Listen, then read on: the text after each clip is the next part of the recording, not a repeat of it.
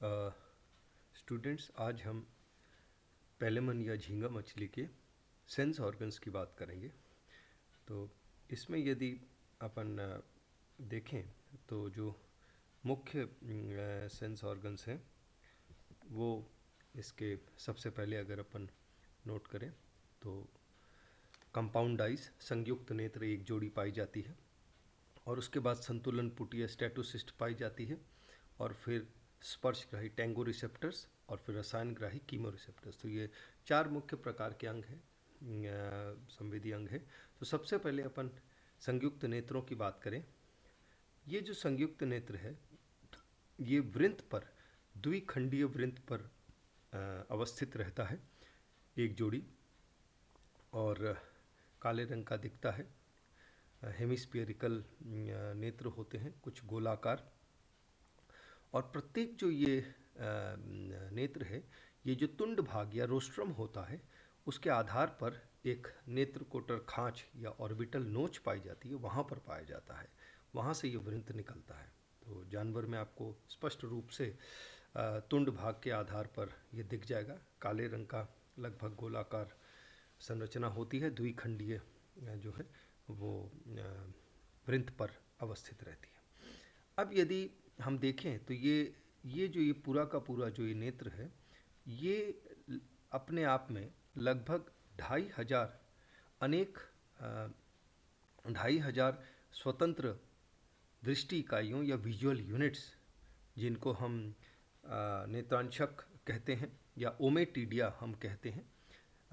अगर एक वचन ले, ग्रीक भाषा में ओमेटीडिया को ओमेशियन कहते हैं, छोटा नेत्र, और इसका बहुवचन जो होता है वो ओमेटीडिया होता है। तो ये ओमेटीडिया जो है सभी समान होती हैं ये इकाइयाँ संरचना में, और लेकिन एक दूसरे से स्वतंत्र होकर दृष्टि इकाइयों, विजुअल यूनिट्स के रूप में कार्य करती हैं।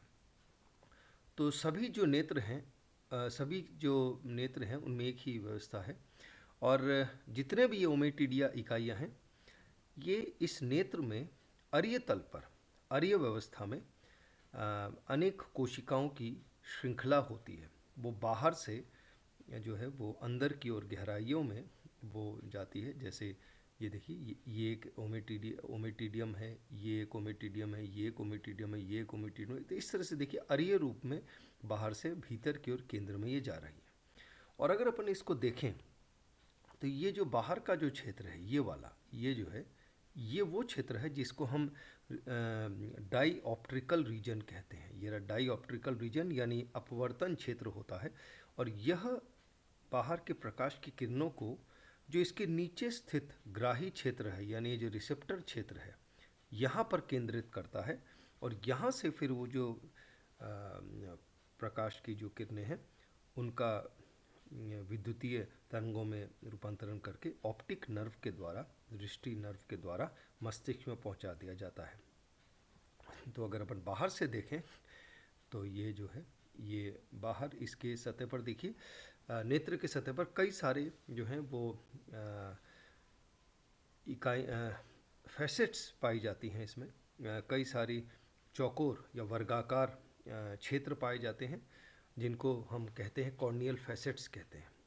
और ये जो पूरा नेत्र है ये बाहर से एक अत्यंत महीन पारदर्शी अधिचर्म द्वारा आस्तरित रहती है, और उसी के अंदर ये खांच पाए जाते हैं। तो इस अधिचर्मी परत को हम कॉर्निया कहते हैं, और कई सारे शाखाओं में, कई सारे वर्गाकार इकाइयों में बटी हुई है। तो ये इसका जो भाग है। और कोई भी जो नेत्र है, संयुक्त नेत्र, वो दो प्रकार से चित्र बना सकता है। एक, दिन के वक्त जब प्रकाश की जो तीव्रता है, इंटेंसिटी बहुत अधिक होती है, तब ये एपोजिशन इमेज बनाता है, स्थराधान प्रतिबिंब या एपोजिशन इमेज। और दूसरी होती है अध्यारोपण इमेज या सुपरपोजिशन इमेज, जो कम रोशनी में, लाइट की जब इंटेंसिटी कम होती है तब बनती है। तो ये जो नेत्र का जो पूरा जो बाहर का था। और अब अगर अपन देखें, ये जो अपन देख रहे हैं, इसी को अपन ने थोड़ा सा दोबारा अपन देखें। बाह्य सतह है तो ये रही बाह्य सतह, और यहाँ पर कॉर्निया तो ये रही कॉर्निया। फिर ये पूरा जो है वो अपवर्तन क्षेत्र है, और उसके बाद ये ग्राही क्षेत्र है, और फिर भीतर की ओर ऑप्टिक नर्व है। ये रही ऑप्टिक नर्व, ये देखिए ये जा रही है ऑप्टिक नर्व, ये जा रही है, और ये दृष्टि गुच्छिकाएँ हैं, ऑप्टिक गैंग्लिया है। अब अपन डिटेल में अगर चलें, प्रत्येक जो ये जो हम चित्र देख रहे हैं, ये किन्हीं दो पड़ोसी जो हैं वो ओमेटिडिया की है, दृष्टि इकाइयों की है, विजुअल यूनिट्स की है। और सबसे पहले अगर अपन देखें तो जैसे बाहर मैंने समझाया, कॉर्निया पाई जाती है, पारदर्शी पतली महीन एपिडर्मिस की बनती है, और उसके ठीक नीचे दो कॉर्नियाई कोशिकाएं या कॉर्नियाजन सेल्स पाई जाती हैं प्रत्येक ओमिटिडिया में। देखिए दो इसके पास है और दो इसके पास है, तो ये इस तरह से है, और ये ही जो है वो कॉर्निया का श्रवण करती है। तो ये देखिए, तो सबसे पहले इसमें 2500 विजुअल यूनिट्स हैं, और उसके बाद देखिए तो कॉर्निया के ये देखिए भाग हैं, कॉर्निया के कॉर्नियाजन सेल उसके नीचे। उसके बाद कॉर्नियाजन सेल्स के बाद का जो क्षेत्र है वो है आपका कोन क्षेत्र। ये रहा कोन क्षेत्र, ये पूरा का पूरा कोन क्षेत्र है, और शंकु क्षेत्र हम इसको मान सकते हैं। और ये जो है ये कोन सेल्स, ये बनती है, स्रवित होती है 4 कोन सेल्स के द्वारा। तो ये जो 4 कोन सेल्स हैं, ये 1 2 3 4, और बीच में ये कोन है।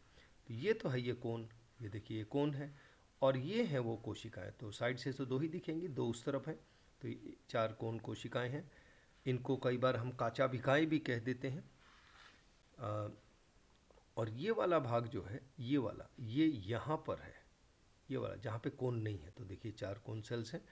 तो ये जो है कॉर्नियाजन सेल्स के नीचे ये होती हैं, और उसके बाद ये है आपकी रेटिनल क्षेत्र। या तो खैर अपन बाद में इसमें देखते हैं। तो सबसे पहले अगर अपन कॉर्निया जेल्स मैंने आपको बताया, तो प्रत्येक जो वर्गाकार जो कॉर्नियल जो क्षेत्र होता है, कॉर्नियाई क्षेत्र, वो केंद्र में देखिए बीच में थोड़ा सा बटा हुआ होता है, इस तरह से फूला हुआ स्थूलित होता है, और दोनों साइड से थोड़ा पतला होता है, द्वितलीय होता है, और उसके ये जो बीच में है, और इसलिए ये कॉर्नियल सेल्स का निर्माण करता है।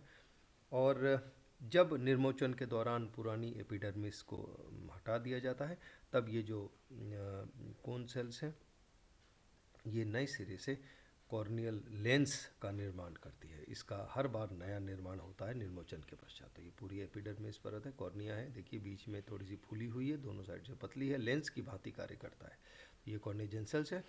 इसके बाद हम कोन सेल्स की बात करें, तो कॉर्नियाजन सेल्स के नीचे 4 कोन सेल्स हैं, काचाभिकाएं, और ये एक लगभग पारदर्शी जो है वो क्रिस्टलीय शंकु या कोन का निर्माण कर रही है। ये है वो क्रिस्टलीय शंकु, देखिए ये रहा क्रिस्टलीय शंकु। ये तो ये चारों जो सेल्स है जो मैंने आपको बताया, और ये जो है लंबी कोशिकाएं होती हैं, और इनके जो सिरे होते हैं वो कुछ नुकीले होते हैं चारों सेल्स के, और वो ये जो चारों सिरे हैं ये फिर नीचे जाकर एक और छड़ पर टिकती हैं। इसमें धारियाँ पाई जाती हैं, रेखांकित सतह होती है, स्ट्राइटेड सतह होती है, और उस ये जो लंबी वाली छड़ है जिस पर ये सभी कोन सेल्स टिकती हैं किसी एक ओमेटिडियम में, वो रैब्डोम कहलाती है, रैब्डोम छड़ होती है। और उस रैब्डोम छड़ जो है, ये देखिए ये रैब्डोम छड़ है, ये जो भीतर दिख रहा है आपको, और उसके चारों ओर अगर अपन दें, ये रैब्डोम छड़ है, और उसके चारों ओर 7 रेटिनी कोशिकाएं इसको वृत्तीय रूप से घेरती हैं, और ये वो यही जो है वो इसका श्रवण करती है। ये रहा, और ये रेटिनल सेल्स लंबी होती है, और ये जो है जितनी भी रेटिनल कोशिकाएं हैं ये एक आधारक झिल्ली या बेसल मेम्ब्रेन आधारी कला पर टिकी होती थी। ये है वो बेसल मेम्ब्रेन, देखिए।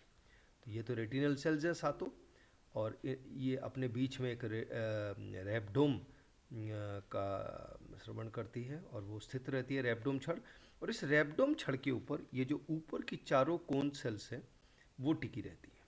तो ये व्यवस्था है, और ये जो रैब्डोम है ये पूरी की पूरी आधारी कला पर टिकी हुई है, बेसल मेम्ब्रेन पर।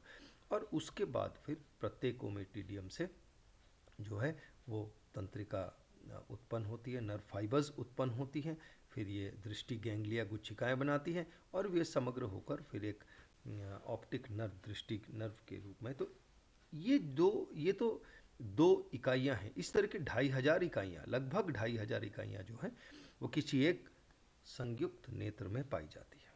अलग अलग स्वतंत्र रूप से ये इकाई अलग स्वतंत्र रूप से काम करेगी अलग। अब जो ये तो थी इसकी जो सामान्य से, अब इसके बाद देखिए दो प्रकार की इसमें वर्णकी कोशिकाएं पाई जाती हैं, पिगमेंट सेल्स पाई जाती हैं। बाहर की ओर कोन क्षेत्र में तो आइरिस वर्णक पाई जाती है, आइरिस पिगमेंट पाई जाती है। और रेबडोम जो क्षेत्र है उसमें रेटिनल पिगमेंट, रेटिनी वर्णक पाई जाती है। तो ये इसकी जो पूरी पार्ट है। और सबसे बड़ी बात कि आवश्यकता पड़ने पर ये जो आइरिस और ये रेटिनल पिगमेंट है ये अमीबीय प्रचलन करके जो है वो इस वाले नेत्र को, इस वाले ओमेटिडियम को इस वाले ओमेटिडियम से अलग कर सकती है। तो ये यहाँ से यहाँ बढ़ जाएगी, ये जो है यहाँ से यहाँ तक आ जाएगी, और ये जो है वो आगे बढ़ के इस तरह से। तो पूरा आइरिस और ये रेटिनल पिगमेंट मिलकर किन्हीं दो ओमेटिडियम के बीच में एक जो वर्णकी पदार्थ है उसका निर्माण करती है। और आवश्यकता पड़ने पर ये जो स्थिति मैंने आपको बताई कि ये गमन करके अमीबीय प्रचलन करके किन्हीं दो ओमेटिडिया के बीच में ये आ जाती हैं, ये तो तब होता है जब प्रकाश की तीव्रता बहुत होती है दिन के वक्त, और जब शाम के वक्त या रात के वक्त जब तीव्रता कम हो जाती है तब ये वापस अपने स्थान पर इस तरह से आ जाती थी। ये जो अवस्था आप देख रही हो ये दिन की अवस्था, या सॉरी रात की अवस्था है। ये तो है रात की अवस्था, यानी सभी जो ये पिगमेंट्स हैं ये अपने अपने स्थान पर आ गई हैं, तो एक दूसरे से जो ओमेटिडिया है वो अलग हो गए हैं। तो ये रात की अवस्था है, और दिन की अवस्था पूरी की यहाँ से यहाँ फैल जाती है इस तरह से। तो ये थी। और रेटिनल पिगमेंट और ये जो आइरिस पिगमेंट है, इनके ऊपर जब प्रकाश की किरणें पड़ती हैं तो ये इसे अवशोषित कर लेती हैं उन किरणों को, तो जिसके कारण वो अपना प्रभाव नहीं दिखा पाती। अब देखिए कोन सेल्स का, कॉर्निया से लेके कोन सेल्स का जो क्षेत्र है उसे कहते हैं अपवर्तन क्षेत्र, डाईऑप्ट्रिकल रीजन। इस क्षेत्र का काम होता है जितनी भी प्रकाश की किरणें हैं उनको केंद्रित करके जो है फोकस करके, फोकसिंग रीजन हम कह सकते हैं, फोकस करके वो इन कोन्स के ऊपर केंद्रित कर देती है। और जो ये ग्राही क्षेत्र है रेटिनल सेल से सीधे नर वाली, ये जो है उन किरणों को जो है उनको रिसीव करके उनको उनको उनको प्रोसेस करके उनका प्रतिबिंब जो है उसके लिए वो जो विद्युतीय तरंगे हैं, नर्व इम्पल्स है, नर्व के द्वारा ब्रेन में भेजती है। तो ये रिसेप्टर क्षेत्र है, ग्राही क्षेत्र है, और ये है प्रकाश किरणों को एक साथ केंद्रित करने का क्षेत्र। डाईऑप्ट्रिकल अपवर्तन क्षेत्र बाहर का और भीतर का ग्राही क्षेत्र। तो ये उसका पूरा कर। तब अब आप इसमें देखिए, तो थोड़ी सी श्रृंखला आपको याद रखनी है, हालांकि इससे आपको स्पष्ट हो जाएगा। ये है कॉर्नियाई कोशिकाएं जिसने कॉर्निया बनाई, तो ये रिकॉर्निया, कॉर्निया का कॉर्नियन सेल्स। फिर ये देखिए कोन सेल्स, फिर ये कोन सेल्स आगे किस पे खुल रही हैं, रेबडोम पे, रेबडोम क्षेत्र पे अवस्थित है, जिसके चारों तरफ 7 रेटिनल कोशिकाएं जैसे मैंने बताई। और उसके बाद फिर दोनों तरफ वर्णकी कोशिकाएं हैं जिसमें दो प्रकार की, आइरिस पिगमेंट बाहर की और भीतर की ओर रेटिनल पिगमेंट। और ये जो पूरा का पूरा जो रेबडोम है ये बेसल मेम्ब्रेन पर स्थित है। तो ये इसकी पूरी संरचना हो गई। अब अपन ये तो पूरी जो संरचना थी तो वही एक बार देख लेते हैं कि प्रत्येक नेत्र में ये पूरी जो एक इकाई है, इस तरह के 2500 इकाइयाँ पाई जाती हैं, अरीय तल पर बाहर से भीतर की ओर अवस्थित रहती है। तो ये इसकी पूरी की पूरी जो ये है। उसके बाद अगर अपन देखें तो किस तरह काम करती है। अब ये जो नेत्र है, संयुक्त नेत्र, ये एक वृत्त पर टिका हुआ रहता है और लगभग 360 डिग्री का जो है वो विजन या दृष्टि देता है जानवर को। यदि आसपास कहीं भी पर्यावरण में उसके एनवायरनमेंट में अगर कहीं कोई भी वस्तु हिलती है तो उसको आभास हो जाता है। हालांकि इसमें जो प्रतिबिंब बनता है, इमेज जो बनती है वो इतनी स्पष्ट नहीं होती है, क्लैरिटी जो है वो कम होती है, फोकस भी वो नहीं कर पाती है, किसी एक चीज़ पर देखना ढंग अच्छी तरीके से वो नहीं कर पाती है। लेकिन अपने पर्यावरण में या अपनी जो आसपास के क्षेत्र हैं उसमें यदि कोई गति होती है, कोई वस्तु हिलती है, तो उसको ज़रूर उसका जो आभास है वो संयुक्त नेत्र जानवर को करा देती है। तो ये इसका बेसिक है। और प्रत्येक जो ओमेटिडियम है उसमें वो पूरे एक समग्र जो वस्तु जिसको जानवर देख रहा है उसके एक छोटे से भाग का के प्रतिबिंब को ही बनाएगा। माने एक छोटा सा, अर्थात जैसे मान लीजिए कोई पुष्प है तो उस पुष्प को जो प्रत्येक जो संयुक्त नेत्र है, जिस तरह से उसके संयुक्त नेत्र पर जो खांच बने हुए हैं उन खांचों के अनुसार ही वो उस पूरे जो इमेज है या जो पूरा जो वस्तु है उसको बांटेगा, और जैसे ग्राफ पेपर की भांति। और फिर प्रत्येक जो वर्गाकार जो कॉर्निया जो क्षेत्र है, फैसेट है, उसके नीचे की जो स्थित ओमेटिडियम है वो फिर केवल उसी भाग का चित्र बनाएगी जिससे प्रकाश की किरणें जो है वो उस पर पड़ रही हैं। तो ये है इसका वो, इस तरह के हम इसको किरमीर विजन या मोज़ैक विजन कहते हैं। किरमीर विजन या mosaic vision, flat mosaic vision अपन कहते हैं। तो अर्थात पूरी जो एक वस्तु है वो कई छोटे छोटे क्षेत्रों से मिलकर एक समग्र चित्र बनता है, इसलिए हम इसे मोज़ैक चित्र कहते हैं। यानी इसका मतलब है कि बीच में से अगर किसी भी ओमेटिडिया को अपन निकाल लें तो वो ओमेटिडिया जिस भाग को बनाने वाला, जिस प्रतिबिंब को बनाने वाला वो नहीं बनेगा, उसके आसपास के जो ओमेटिडिया वो उस क्षेत्र को बना लेंगे, लेकिन वो भाग तो खाली ही रहेगा। जहाँ से उस ओमेटिडिया को हटाया है वहाँ जो है वो प्रतिबिंब नहीं बनेगा। तो जैसे मैंने आपको बताया कि ये पूरा का पूरा जो पूरी जो ये वर्किंग है इसकी, वो लाइट के इंटेंसिटी पर डिपेंड करती है। जैसे दिन में मान लीजिए ब्राइट लाइट में जब प्रकाश की तीव्रता इंटेंसिटी बहुत ज़्यादा होती है, बहुत ज़्यादा लाइट होती है, उस दौरान अर्थात दिन के वक्त जो है वो स्तराधान इमेज बनाती है, स्तराधान प्रतिबिंब बनाती है।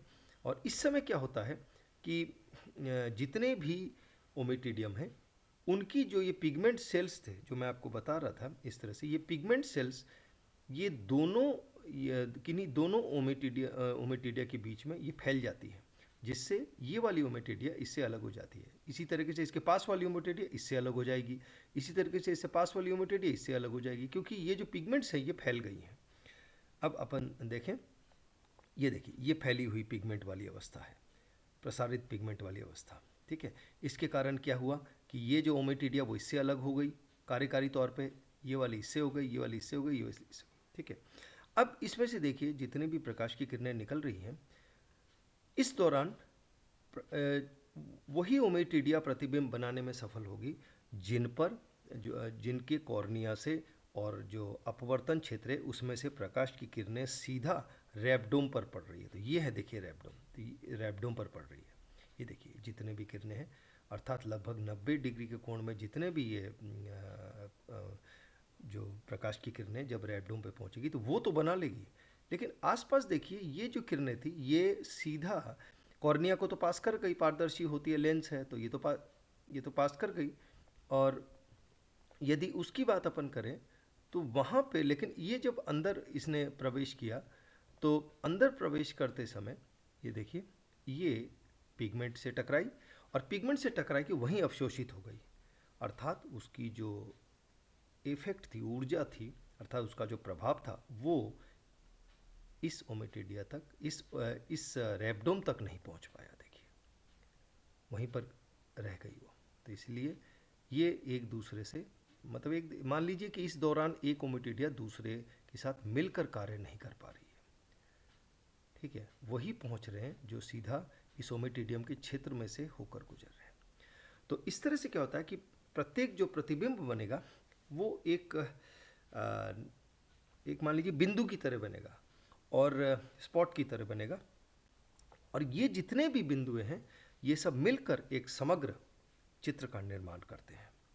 तो इसलिए इसे हम स्तराधान इमेज कहते हैं। और जो है अर्थात जो जंतु है वो उस इमेज को देखेगा अगर, तो वो दानों को, जितने भी दाने ये बन रहे इमेज के, जितने भी स्पॉट्स बन रहे वो सब मिलकर एक समग्र चित्र का निर्माण करते हैं। तो इसलिए इसको एपोजिशन इमेज अपन इसको कहते हैं। और आसपास के जितने भी दाने हैं वो मिलकर उस चित्र का निर्माण करते हैं। तो ये है दिन के वक्त जब ये कार्य करता है।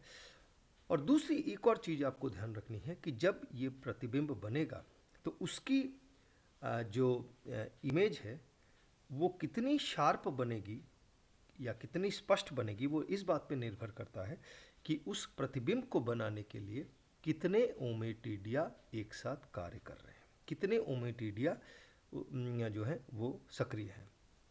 और दूसरी किन्हीं दो ओमेटिडिया के बीच में जो पृथकीकरण है, यानी ये जो अलग किया गया है ये पिगमेंट्स द्वारा, उसकी प्रभाविता कितनी है। तो इन दो बातों पे डिपेंड करती है। पहली, जैसे मैं दोबारा बताऊं, पहली तो वो है जिसमें किसी जो ओमेटिडिया है आपस में एक दूसरे से कितने प्रभावी तौर पर सेपरेट हैं, और दूसरा कितने ओमेटिडिया जो है मिलकर उस चित्र को बना रहे हैं या उस चित्र के एक खास क्षेत्र को बना रहे हैं। तो ये है पूरा ये, और ये कम दूरी पर ही सबसे अच्छा कार्य करता है। इसलिए जो दिन में उड़ने वाले कीट हैं तो वो जो हैं, जैसे तितलियां हैं, वो रात में नहीं देख पाती हैं, तो इसलिए वो दिन के वक्त, तो तितलियों में तो लगभग जो भी दिन के कीट हैं उनमें लगभग, जो भी दिन के आर्थ्रोपोडा हैं उनमें लगभग ये जो कंडीशन है ये लगभग परमानेंट ही हो जाती है। तो ये जो था आपका, यही मैंने आपको चित्र से समझ में आ जाएगा। तो ये जो भाग है, ये जो चित्र है ये दिन के वक्त बनता है। फिर एक जो आती है दूसरी, वो है इसमें डिम लाइट में, कम रोशनी में जो है वो अध्यारोपण इमेज, सुपर पोजिशन इमेज बनती है। इसके दौरान जो है ये जो पिगमेंट्स हैं वो अपने अपने क्षेत्रों में वापस चली जाती हैं, देखिए संकुचित हो गई हैं, जिसके कारण जितने भी आपस में पड़ोसी ओमेटिडिया है वो एक दूसरे के साथ मिलकर कार्य करती हैं। इसका मतलब देखिए, यहाँ से प्रकाश की किरणें आई, ये जो सीधी आ रही है वो तो गिरेगी, वो तो आएगी गिरेगी इस रैबडोम पर, लेकिन साथ में ये जो रैबडोम है इस पर वो प्रकाश की किरणें भी प्रभाव डाल सकेंगी जो पड़ोसी ओमेटिडियम के कॉर्निया से होते हुए उसके उसके जो काचा भिका क्षेत्र जो है, अपवर्तन क्षेत्र, उसमें से होते हुए सीधा इस पर आ रही है। देखिए ये भी आ रही है, ये वाली किरण भी आ रही है, इधर से भी आ रही है, इधर से भी आ रही है, तो ये वाली प्रकाश लाइट रे भी आ रही है, ये रे भी आ रही है इधर। तो इस तरह से अगर हम उसमें देखें तो उसमें तो केवल ये वाले ही पहुंच रहे थे, लेकिन इसमें क्या है, चूंकि अब पिगमेंट नहीं है तो वो जो प्रकाश की किरणें वो यहाँ से सब तरफ से आ गई, तो ये वाली जो ओमेटिडियम है वो भी चित्र बनाने में सहायता कर रही है। तो इस तरह से सुपर पोजिशन इमेज बनती है, अध्यारोपण जो है वो इमेज बनती है। इसके कारण क्या होता है, चित्र बनता तो है, प्रतिबिंब बनता तो है, लेकिन उसमें एक क्षेत्र का जो है, एक तरह से मान लीजिए एक जो कोई भाग है उस वस्तु का जिसका प्रतिबिंब बन रहा है, तो एक कोई भाग, वो एक तो ये पूरी बना लेगी और एक जो है उसका आधा हिस्सा ये भी बना लेगा और ये भी बना लेगा। तो इसके कारण वो लगभग यूँ मान लीजिए कि एक ही जो क्षेत्र एक ही जो भाग है वो एक तरह से जो है वो डबल दिखता है। लेकिन ये ज़रूर है कि वो वस्तु का जो आभास है या उसका एक थोड़ा सा आकलन जो है वो जंतु करने में सफल होता है। हालांकि इस तरह की जो इमेज है वो बहुत स्पष्ट नहीं होती है, शार्प नहीं होती है, लेकिन जंतु को एक आइडिया मिल जाता है कि कुछ ना कुछ जो है उसके एनवायरनमेंट में जो है वो हिल रहा है। अब जो रात के जो आर्थ्रोपोडा हैं, जैसे मान लीजिए शलभ हैं, जुगनू हैं, जो रात को निकलते हैं, उनमें जो नेत्र है वो इसी कंडीशन में लगभग परमानेंटली सेट होता है। लेकिन जो ये झींगा मछली है उसमें जो है वो दिन के वक्त जो है वो एपोजिशन इमेज, तराधान इमेज बनाएगा, और रात के वक्त जो है वो अध्यारोपण इमेज बनाएगा। फिर अंततः जो ऑप्टिक किरणें हैं, वो ऑप्टिक जो नर्व है वो इन किरणों से उत्पन्न जो ऊर्जा है उसको विद्युतीय तरंगों के रूप में ऑप्टिक नर्व के रूप में मस्तिष्क में ले जाती है और वहाँ पर फिर चित्र बनता है। तो ये था पूरा संयुक्त नेत्र, मैंने आपको पूरी डिटेल समझा दी है। आपको बस ये ध्यान रखना है, ये अगर ये जो पिगमेंट्स हैं, वर्णक हैं, वो अगर संकुचित हो जाए तो आसपास के ओमेटिडिया से आने वाली प्रकाश की किरणें भी एक दूसरे पर प्रभाव डाल सकती हैं। तो एक तो ये हो गया, और जबकि दिन के वक्त जो है, ये तो रात्रि के वक्त है, और दिन के वक्त तो जब ये पूरी फैल जाती हैं पिगमेंट्स, तो ये प्रकाश की किरणें अगर इसमें आई हैं तो यहीं रह जाएंगी, इसमें आई हैं तो इसमें रह जाएगी, केवल वही पहुंचेंगी जो यहाँ तक है। तो ये था आपका संयुक्त नेत्र का पूरी डिटेल और वर्किंग। अब इसके बाद अगर अपन देखें तो एक और इम्पॉर्टेंट ऑर्गन है जिसको हम संतुलन पुटी या स्टैटोसिस्ट कहते हैं। ये जो संतुलन पुटी है, स्टैटोसिस्ट जो है, वो जंतु में इक्विलिब्रियम या संतुलन बनाए रखता है, और प्रत्येक जो प्रश्रृंगिका है एंटोनियल, उसके प्रीकॉक्सा भाग में एक कोश होता है स्टैटोसिस्ट का, और वो वो कोश जो है वो इसी प्रीकॉक्सा पर आकर खुलती है। उसकी जो डॉर्सल सतह होती है, वहाँ पर एक छोटी सी अवतलीय खांच होती है, वहाँ पर जाके ये खुलती है। तो ये देखिए, ये है वो द्वार। तो ये पूरा का पूरा इस संतुलन पुटी का कोश है, और ये पूरा द्वार है। अच्छा, इसके बीच में देखिए, इसकी जो अस्तर है, इस कोश की जो अस्तर है, उसमें अनेक संवेदी शूक पाए जाते हैं, सेंसरी सीटा पाए जाते हैं, और इनके बीच में रेत के कण होते हैं। ये देखिए, जिसको हम स्टैटोलिथ कहते हैं, रेत के कण, ये है, ये देखिए। तो ये है, और ये चारों ओर ये शूक है, संवेदी शूक है, और ये पूरी की पूरी संतुलन पुटी की बाहर की जो कोश है, स्टैटोसिस सैक, ये सीटी, और ये ठीक है। और ये फिर जाहिर है प्रीकॉक्सा, पूर्व कक्षांग, और फिर ये कक्षांग, ये बेसिस। तो ये एंटीन्यूल के, प्रत्येक एंटीन्यूल के प्रीकॉक्सा भाग में एक कोश के रूप में पाया जाता है। तो ये इसका पूरा, और प्रत्येक जो ये शूक है, इसमें से एक एंटीन्यूलरी नर्व, छोटी सी एक शाखा निकलती है प्रत्येक शूक में से, और वो सब मिलकर फिर जो है वो स्टैटोसिस्टिक नर्व का निर्माण करती है, संतुलन पुटी नर्व का निर्माण करती है, और वो फिर अंततः जाके ये जो एंटीन्यूलरी नर्व है उसको उससे जाके मिल जाती है। तो इस तरह से सूचना जो है, तो इस तरह से दो एंटीन्यूल है तो दो ही संतुलन पुटी होंगे। तो ये जो है, अब यदि इस तो ये देखिए, ये जो भाग है ये थोड़ा सा इसका प्रीकॉक्सा भाग है, और ये इसका संतुलन पुटी है, और ये जो सतह है उस पर डॉर्सल सतह पर खुल रही है, और उसके ऊपर जो है वो एक थोड़ी सी आवरण टाइप में पाई जाती है, इस तरह से उसको ढकी रहती है।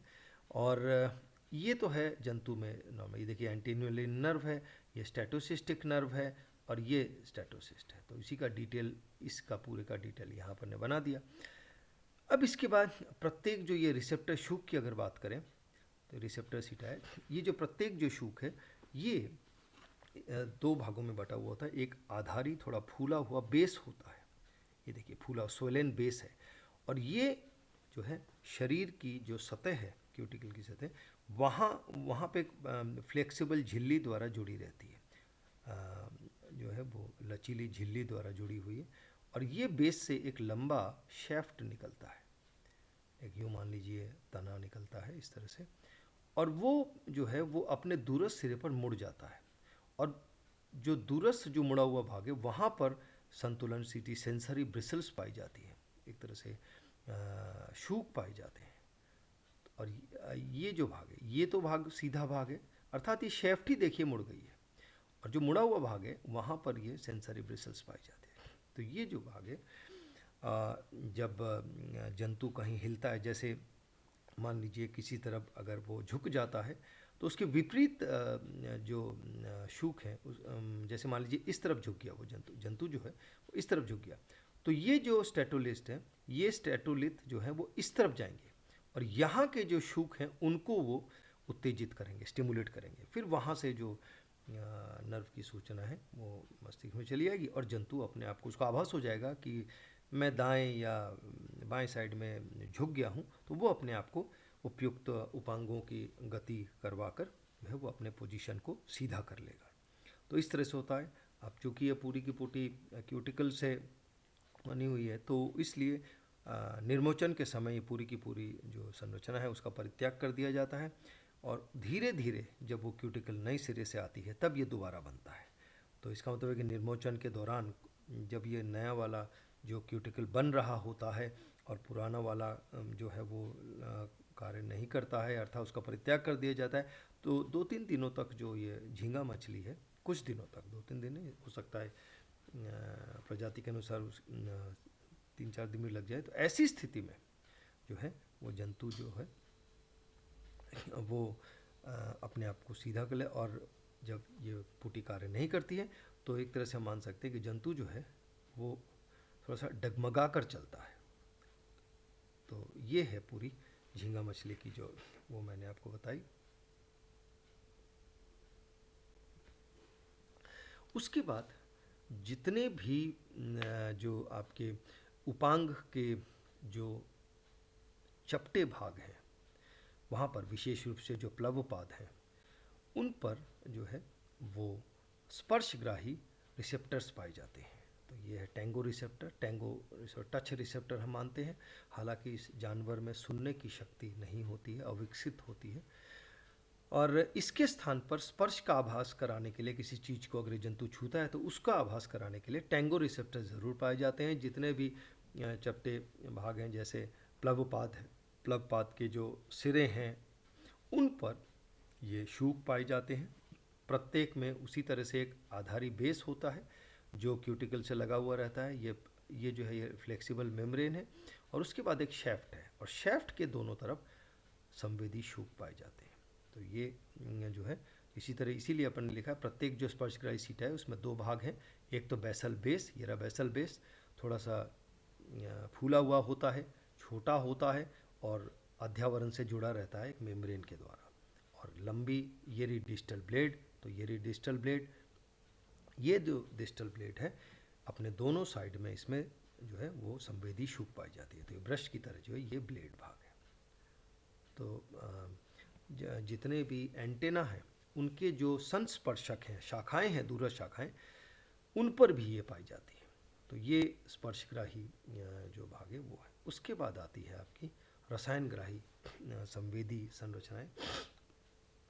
अगर हम देखें, ये कीमोरिसेप्टर्स जो हैं ये जितने भी मुखांग होते हैं, एंटीन्यूल्स के जितने भी स्पर्शक संस्पर्शक होते हैं उन पर भी फीलर्स में ही पाई जाती है। और साथ में जो गिल कोश है उनके भीतर की सतह पर भी ये कीमोरिसेप्टर्स पाए जाते हैं।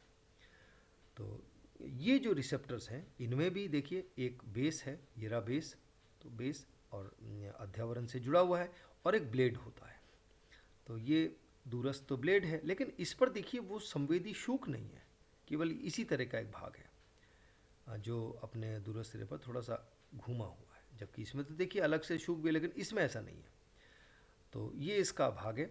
और प्रत्येक जो इस प्रकार की जो रिसेप्टर होती है, जो संवेदी जो प्रक्रिया होती है, वो उसमें एक गंधग्राही ओल्फैक्ट्री एक नर्व ब्रांच होती है। वो ब्रांच प्रत्येक इस प्रकार के शूक को सप्लाई, इस प्रकार की जो रिसेप्टर है जो है उसको सप्लाई करती है, और वहाँ से फिर वो जो एंटीन्यूलरी नर्व है, पृष्ठिंकिका नर्व है, उसमें जाकर वो जुड़ जाती है, और वो फिर उसको मस्तिष्क में ले जाती है। इसके अतिरिक्त जो शरीर के जो भीतर की जो कार्य, शरीर की जो कार्यकी है, और जो शरीर जब हिलता है तो उसके भीतर की जो आंतरिक जो उद्दीपन है, उत्तेजनाएं हैं, स्टिमुली है, उनका पता लगाने के लिए, जैसे शरीर की जो स्थिति कैसी है, और जब मांसपेशियां संकुचित होती हैं या जब प्रसारित होती हैं तो भीतर जानवर में प्रेशर का भी अंतर पड़ता है। तो इन सब चीज़ों का पता लगाने के लिए विशेष इनमें प्रोप्रायोसेप्टर्स जो है वो पाई जाती है। अब ये जो प्रोप्रायोसेप्टर्स हैं ये लगभग यूँ मान लीजिए कि स्वायत्त रूप से ये कार्य करती हैं, या जंतु की जो कार्य की उसके अनुसार कार्य करती है एक तरह से। इसलिए हम इनको जो है वो ये स्वांतरग्राही रिसेप्टर भी प्रोपर रिसेप्टर्स को कह देते हैं। तो इस प्रकार के जो संवेदी तंत्र हैं वो भी मैंने आपको पूरी डिटेल में बता दी है। तो इसमें एक बार फिर अगर अपन देखें तो इसमें संयुक्त नेत्र, फिर संतुलन पुटी, फिर स्पर्शग्राही टेंगो रिसेप्टर्स, रसायनग्राही रिसेप्टर्स, और फिर प्रोप्रायोसेप्टर्स। तो ये पूरी की पूरी तो थी ये जंतु के संवेदी अंगों की जो है वो स्थिति।